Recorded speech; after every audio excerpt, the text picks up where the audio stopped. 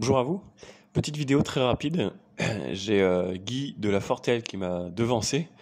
Ça faisait plusieurs semaines que je commençais à réfléchir à ce qui pourrait se produire par la suite, principalement pour notre pays, à court terme, dit dans les 4-5 prochaines années. Et je me disais quelque chose de simple. Vous êtes au pouvoir, vous vous retrouvez avec une monnaie euro avec laquelle vous ne pouvez plus payer la Russie pour le gaz et le pétrole, parce qu'elle refusera l'euro. Alors pourquoi elle refuse? Il faut faire un retour en arrière. On lui a bloqué ses comptes. C'est-à-dire, donc j'en parlais dans la dernière vidéo, c'est-à-dire que elle ne peut plus accepter une monnaie si on lui bloque derrière, puisque de toute façon, c'est du vol, tout simplement. Après, les politiciens de mauvaise foi disent qu'il y a un défaut de contrat et qu'on les paye et qu'ils ne nous fournissent pas. Mais non, on les paye pas, puisqu'on bloque l'argent qu'on leur donne. Donc évidemment qu'elles n'acceptent plus l'euro. On avait le pétrodollar qui est de plus en plus remis en cause. En fait, on va se retrouver à devoir acheter, en tout cas sur du court terme, soit en rouble, qui sera quand même beaucoup plus valorisé que notre monnaie, soit en dollars. De même manière, l'euro s'effondre face au dollar, qui sera aussi beaucoup plus valorisé, et même le yuan. De toute façon, l'euro va s'effondrer face aux autres monnaies. Donc, bon, ça, je ne vais pas m'étendre là-dessus, vous avez d'autres personnes qui en parlent très bien. Mais qu'est-ce que vous feriez, vous, si vous étiez au pouvoir et que vous vous retrouvez dans un pays en récession complète, avec des 10 euros le litre d'essence, avec les gens qui sont paralysés, tous les prix qui explosent, et vous n'avez plus d'énergie? Eh bien, la meilleure solution, c'est d'aller chercher votre propre énergie. Et en l'occurrence, les gens oublient que la France, on considère qu'elle a environ 30 ans de pétrole. Et oui, on n'a pas que des idées en France, on a aussi du pétrole. On a du pétrole de schiste. Alors jusque-là, ça avait été plutôt bien. Il y avait eu un beau barrage contre l'exploitation du pétrole de schiste en France. Et alors la thèse de Guy de Lafortelle, et moi j'avais pas été jusque-là. Là pour le coup, il était plus complotiste que moi. Et c'est intéressant, c'est de dire qu'en fait, le merdier actuel sur les sanctions russes, c'est principalement destiné à foutre exprès dans la merde l'Europe, pour que exprès on soit obligé d'aller forer et exploiter et extraire notre pétrole de schiste. C'est-à-dire que la pression doit être tellement énorme que toutes les lois restrictives, que toutes les lois écologiques et environnementales sautent pour aller extraire ce pétrole. Donc, sa vision à lui, c'est que tout cela a été mis en place pour qu'on aille extraire ce pétrole dans les sous-sols de France.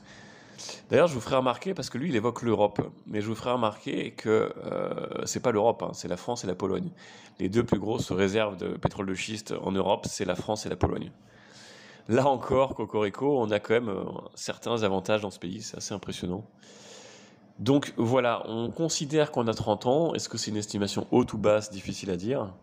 Alors on a 30 ans pour notre pays. Si on doit partager avec les autres pays, je ne sais pas pour combien de temps il y en a. En tout cas, ça éloigne la guillotine. C'est-à-dire que c'est la seule manière de revaloriser peut-être un peu l'euro, d'éloigner le couperet d'un défaut de paiement sur la dette, puisque soudainement on découvre que on a du pétrole. On ne le découvre pas puisqu'on le savait, mais on découvre qu'on peut l'exploiter. On pourrait même spéculer en bourse là-dessus. C'est difficile de savoir exactement quels vont être les impacts. J'imagine que le cours de bourse total va peut-être augmenter puisqu'il sera certainement amené à aller chercher ce pétrole. J'imagine que le cours du pétrole en lui-même va probablement baisser. J'essaie de m'inspirer un peu de ce qui a pu se passer lorsqu'ils ont lancé l'exploitation du pétrole de schiste en Amérique. Ce qui est certain, c'est qu'il y a eu un vrai boom économique. Il y avait des reportages à cette époque, puisqu'à chaque endroit, ils recherchaient des ingénieurs, toutes les spécialités du domaine du pétrole. Et tout autour, il y avait une pression gigantesque sur l'immobilier, puisque c'était au fin fond de la campagne. Et là, ça sera certainement pareil pour la France. Alors, on a le bassin parisien au sens large, et on a du côté de l'Ardèche les deux plus gros gisements. A priori, le plus intéressant, ce serait du côté de l'Ardèche. Donc évidemment, dans des endroits perdus en France, on va se retrouver avec énormément de travailleurs qui viennent s'installer. Alors, c'est pas la taille de l'Amérique non plus, mais ça pourrait être une petite ruée vers l'or, version moderne. Et là, on a vu dans les reportages américains à cette époque, je sais plus, c'était les années, je me rappelle même plus. C'était au début de Trump, mais je crois même un petit peu avant, je sais plus. Je crois que, enfin, Trump avait beaucoup exploité ce filon.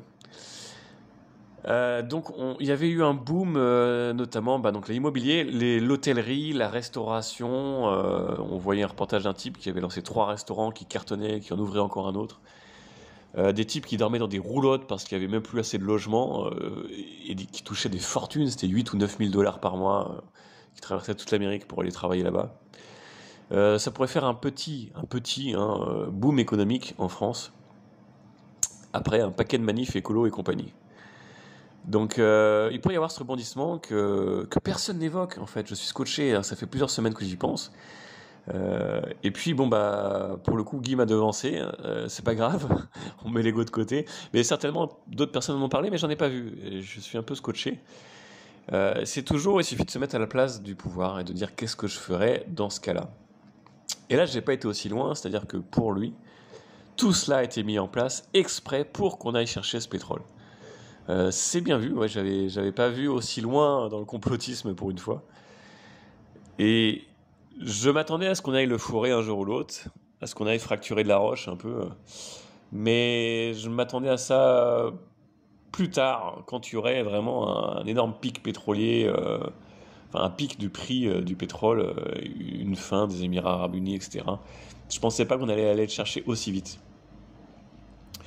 Donc voilà, on a quelques années seulement, donc tout ça c'est repoussé pour mieux sauter. Bon, je veux dire, ça ne fait que décaler les choses. Mais ça, c'est intéressant. Et alors, au niveau aussi de votre installation, à voir où vous êtes installé, regardez, identifier les zones de pétrole de schiste. Euh, Puisque je ne sais pas s'il y aura des personnes expropriées, je ne sais pas s'il y aura des nappes phréatiques pourries.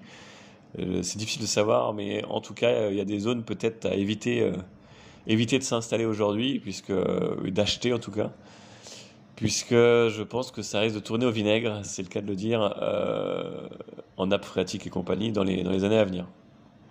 Ciao!